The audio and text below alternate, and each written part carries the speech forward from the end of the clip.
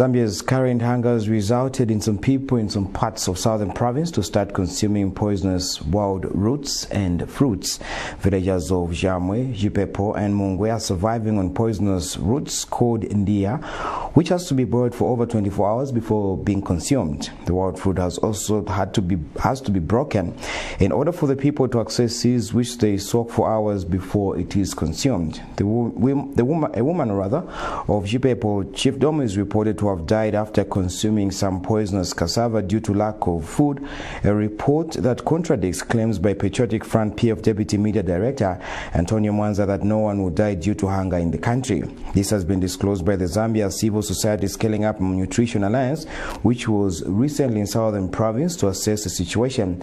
CSO-SUN joins other stakeholders calling on government to declare the hunger situation a national disaster. Mwema reports. The hunger situation in Zambia is turning from bad to worse each day, predominantly in southern province, which has continued to make headlines after being a notable victim of the dry spell. People of Gwembe, Jipepo and Munungwe villages are now surviving on poisonous fruits and roots, which have to be boiled and soaked for over 24 hours before consumption, while it is reported that a woman of Jipepo chiefdom recently died after consuming poisonous cassava due to lack of food. So this is a wild root that is poisonous. This is a root that they have to cook for over 24 hours just to reduce the poison content of this particular root and for it to be edible. And also, in some cases, they've also embarked on collecting some wild fruits called ngongo. So in Jipepo chiefdom, there was actually a report of a woman who died after consuming some poisonous food. It was poisonous cassava which they needed to soak in water for about over 2 days so that they could reduce the poison content of this particular food.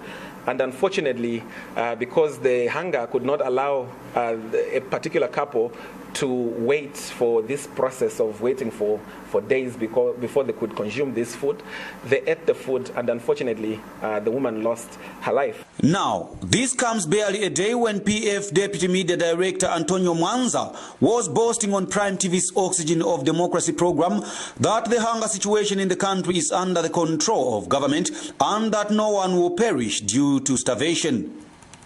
The government is in control of the situation, government is on top of the situation, and there is no single Zambian that shall perish as a result of hunger. These claims are a total contradiction to the findings of the CSO-SUN, which is calling on government to double its efforts in the supply of relief food in the affected areas.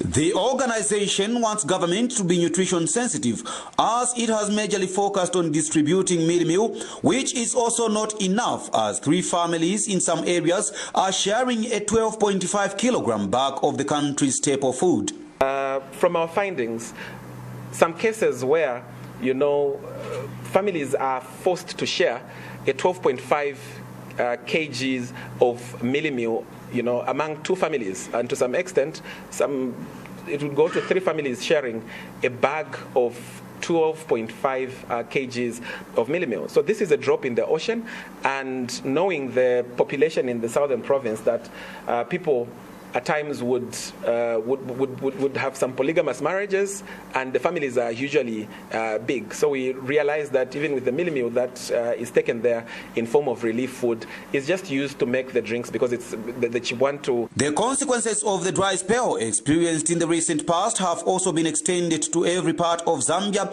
as can be seen by the escalating prices of meal. Mwema, Prime TV News, Lusaka.